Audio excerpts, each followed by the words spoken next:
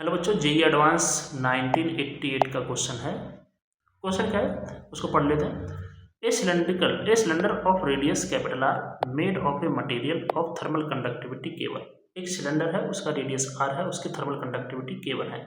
Is surrounded by a cylindrical shell of inner radius r and outer radius 2r made of a material of thermal conductivity K2।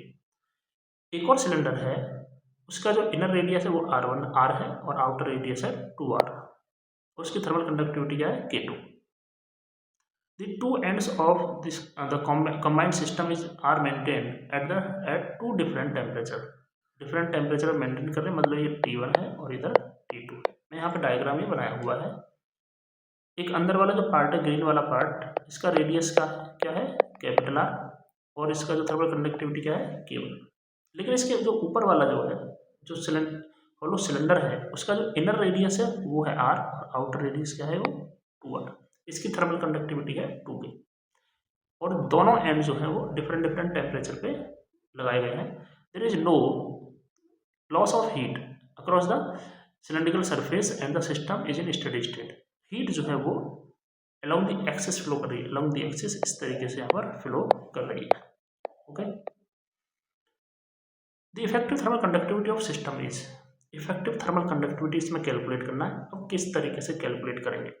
सबसे पहले हम देखें तो अंदर वाला part एक रेजिस्टेंस बना रहा होगा और बाहर वाला पार्ट भी एक रेजिस्टेंस बना रहा होगा। ये दोनों रेजिस्टेंस किस में है? ये दोनों पैरेलल में है। अगर ये दोनों पैरेलल में है तो पैरेलल के लिए हमारे पास क्या फॉर्मूला होता है के इक्विवेलेंट का? अच्छा, पहले हम इसका एरिया निकाल लेते हैं, ठीक है।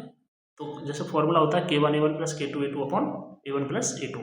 तो यहाँ पे हमें एरिया की जरूरत पड़ेगी। तो अंदर वाले पार्ट का एरिया कितना है? A1 सॉरी, अंदर वाले पार्ट का एरिया है पाई आर स्क्वायर और बाहर वाले पार्ट का एरिया कितना होगा? जो बाहर वाला पार्ट है ये वाला, इस टोटल एरिया में से अंदर वाले पार्ट का एरिया माइनस कर देंगे तो पाई 2r का square minus r square. Okay, तो ये बाहर वाले पार्ट का एरिया मिल जाएगा हमें 3 पाई r स्क्वायर। अब दोनों जो हमारे पास रेजिस्टेंस है ये किस में है? ये पैरेलल में है। तो इक्विवेलेंट का फॉर्मूला क्या होता है? K1A1 plus K2A2 upon A1 plus A2। बस यहाँ पर वैल्यू पुट कर देते हैं। तो A1 क्या है? पाई आर स्क्वायर और A2 क्या है? 3 pi r square upon A1 plus A2 pi r square plus 3 pi r square. Pi r square common निकालेंगे और इसको कैंसिल करेंगे तो हमारे पास क्या आंसर आएगा? K1 plus 3K2 upon bye 4। तो ऑप्शन जो सी है वो इसमें करेक्ट रहेगा। ऑप्शन सी देखते हैं, ऑप्शन सी इसमें करेक्ट रहेगा। ओके।